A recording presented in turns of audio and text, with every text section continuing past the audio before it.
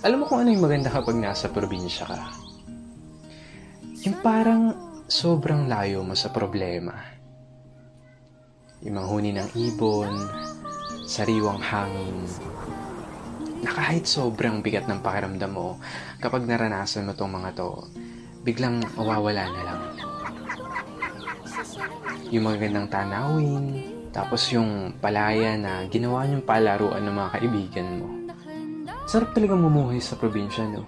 Yung para talagang napakalayo mo sa problema. Yung parang napakalayo mo sa malupit na sistema ng mundo. Na kapag nasa probinsya ka, mararamdaman mo talaga yung halaga ng sarili mo kesa sa iba.